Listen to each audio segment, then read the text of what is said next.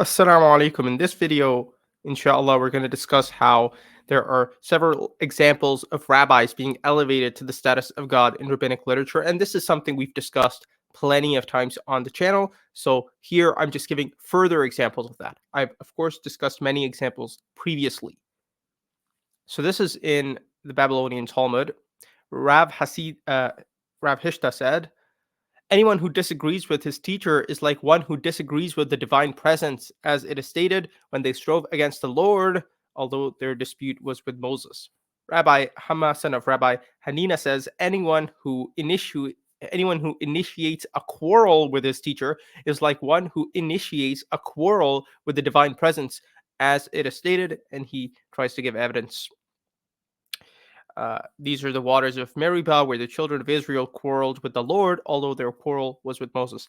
So, what he's saying here, what the two rabbis are saying here, is that disagreeing with your rabbi is like disagreeing with God, and initiating an argument / a quarrel with your teacher, with your rabbi, is like initiating a quarrel with God. So, what is this? Another rabbi says, anyone who expresses resentment against his teacher, it is as though he is expressing resentment against the divine presence. As it is stated, your murmurings are not against us, but against the Lord. Another rabbi says, anyone who suspects his teacher, it is as though he suspects the divine presence, as it is stated, and the people spoke against God and against Moses. So the rabbis are saying here that disagreeing with your rabbi is like disagreeing with God. Quarreling with your rabbi is like quarreling with God. Expressing resentment against your teacher is like expressing resentment against God. And suspecting your teacher is like suspecting God. The divine presence here, obviously in context, stands for God. This is from Mishnah Torah. This is Maimonides. He says, there's no greater honor than that due to a teacher, and no greater awe than that due to a teacher. Our sages declared, your fear of your teacher should be equivalent to your fear of heaven.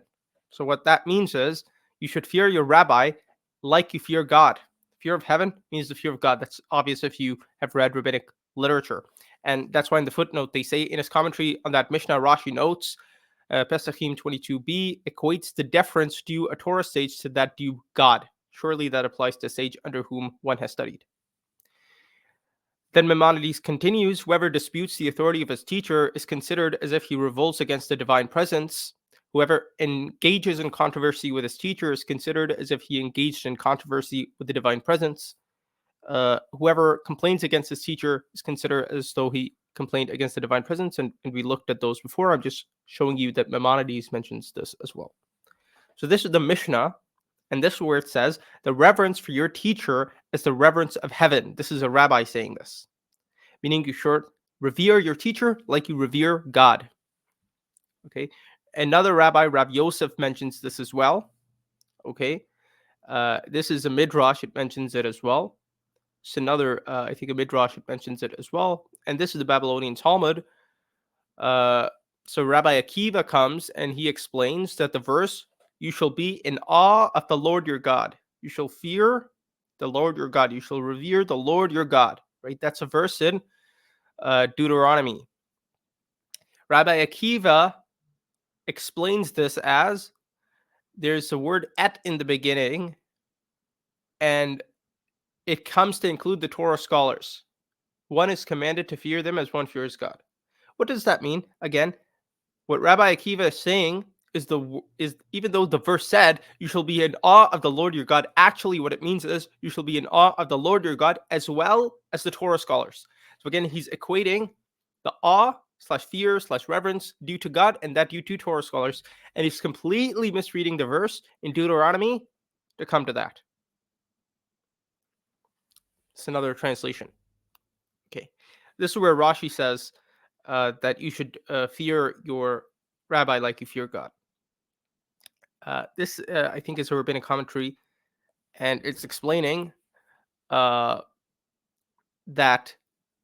the Talmud passage, that likewise the Torah scholar who has the stature of the separated intellect, as was explained, so for that reason they have fear towards him like they have fear of the monarchy, as it's stated, fear the Lord, coming to include Torah scholars, which the verse does not actually say at all. And the meaning of dominion is that he makes decrees over people, uh, and they must fulfill, and that is the dominion he has, and it is all appropriate for Torah scholars since he has the spiritual Torah. So another midrash again mentions the reverence for the scholars of Torah as well as the fear of the Lord is meant by the verse in Deuteronomy, even though the verse just says fear the Lord.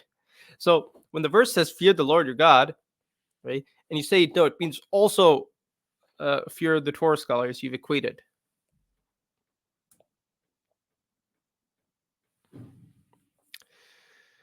Here's another one.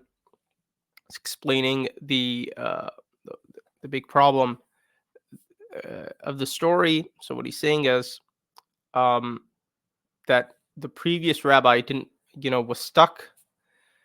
He said, when he came to the line in Deuteronomy, you were to revere the Lord your God, he was stymied, not knowing that the word et in that line could possibly add, as it is forbidden to revere anything other than the Lord.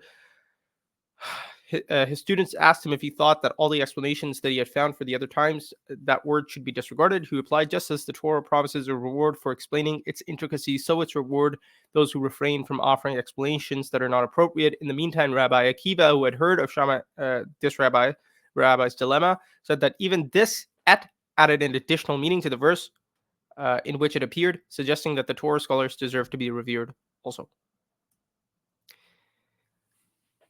الذين يبلغون رسالات الله ويخشونه ولا يخشون أحدا إلا الله وكفى بالله حسيبا. Those who convey the messages of Allah and fear Him, and they do not fear anyone except Allah, and sufficient is Allah as a reckoner. اتخذوا أحبارهم ورهبانهم أربابا من دون الله. They've taken the rabbis and monks as lords besides Allah. And again, it's not only the fear thing, but remember we talked about quarreling with your rabbis like quarreling with God, initiating a decree with, initiating an argument, something like that is like initiating an argument with God. Let's just return to the first example, right? Disagreeing with them is like disagreeing with God. Let's all equating rabbis beyond their station, equaling them with God. Allah has no partners. And they're misquoting the Bible to come to that conclusion.